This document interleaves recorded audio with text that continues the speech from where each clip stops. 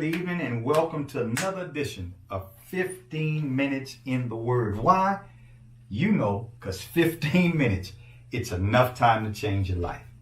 We've been talking about Jesus's response to his disciples' actions there in Matthew chapter 16, Peter's in particular, of how Peter shared with Jesus that he would not experience the death Jesus predicted that he would. And Jesus' response to Peter was, "Get thee behind me, Satan. You're minding the things of the flesh and not the things of God." He proceeds to make this statement. He says, let me tell you what being a follower of me is, what it requires. And we've shared throughout this series that it's one thing to be a disciple, but it's another thing to be a growing disciple. And we should all aspire to be that. Jesus says, I'm going to tell you what it's going to take. It's going to take you denying yourself. It's going to take you taking up your cross. And last night we talked about taking up your cross. It's a sacrifice. And we went a little deeper into sacrifice, defining that it is something in its simplest form. Look it up in the Greek and you'll come to this understanding as well, that it's giving up what you want voluntarily. You don't want to give it up, but you are going, you're making that decision. Didn't say you would have an attitude. He said you're giving it up, watch this, for the benefit of somebody else. Sacrifice is required. You know, when you talk about giving, and most times when we hear sacrifice, we think financially. And so as a result of us thinking financially, we quickly quote scriptures really out of context, and we say stuff like, well, if it ain't in your heart, don't do it. Only to discover that when you read scriptures like God loveth a cheerful giver, he said he loves a cheerful giver. He didn't say he wouldn't take a giver who's giving what he's supposed to but don't feel like doing it. In other words, he's appreciative of somebody who is grateful in their giving. He's appreciative of those of us who can see giving as well as sacrifice as a way to honor and please him. But doing right never has to be done with a feeling. It's good when there is, but it ought to be done when there's not a feeling. Jesus says, take up this cross. It's going to involve sacrificing. The thing I want to share with you tonight is that this taking up your cross, and we said that Jesus' cross in the physical, in the natural, is symbolic to how you and I have to live our lives, or better yet, allow him to live his life through us making ourselves available so that as we learn, we can live what we learn. Jesus says, taking up this cross is not only you giving up what you want so that somebody else's life is better. Watch this, and this is big. It's also a symbol of what you are willing to endure for the benefit of someone else. It's what you're willing to give up that you necessarily want. Ain't too happy-go-lucky about wanting to give it up, but you're doing it because you know the benefit it will bring to other people. In this context of being followers of Jesus Christ, you know this will honor God and help people. But it's also enduring. It's not a cross you can pick up and sometimes just put down quite, when it's all said and done. Sometimes it's picking up, dealing with something. It's going through something would be a better way to say that.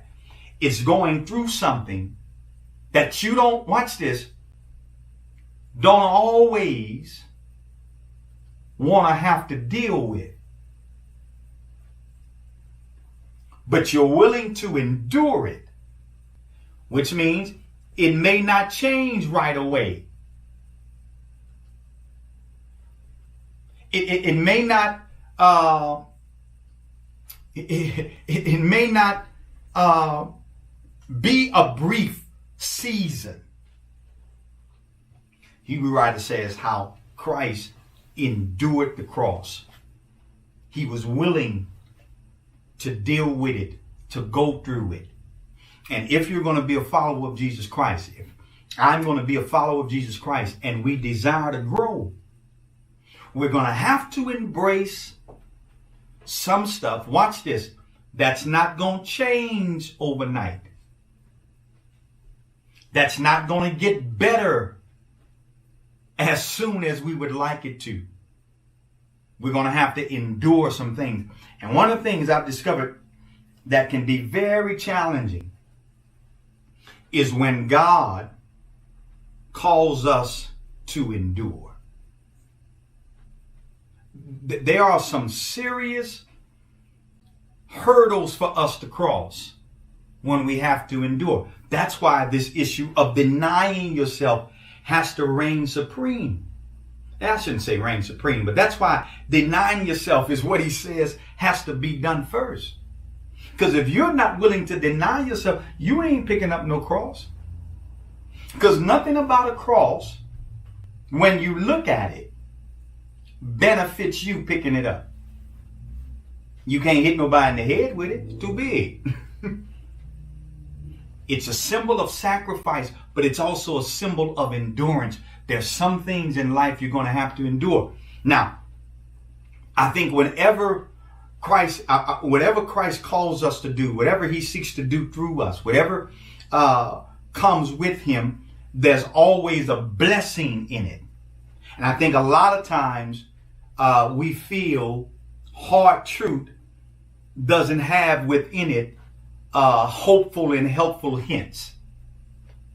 I believe everything he calls us to do, there is a blessing in it. And that blessing is not always self-satisfying. The blessing most times is in keeping with the taking up your cross. It's something that's going to bless other people. And sometimes it blesses you in the process. That's the benefit. Others are blessed and you are blessed. What are you saying? I told you about submitting. I told you about sacrifice. When you sacrifice in a relationship, it makes the person easy to submit. That person has no problem. You have no problem. I think I need to say it again. You have no problem being willing to submit to someone that you know without a shadow of a doubt sacrifices for you. Making any sense to you? Endure. Here's the blessing in endurance.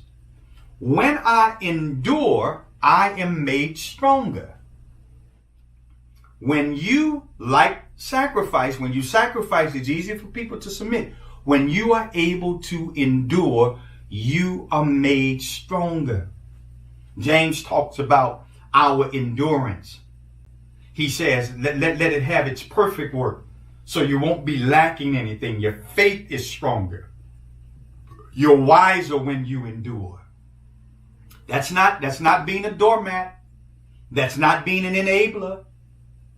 That's not being a tolerator.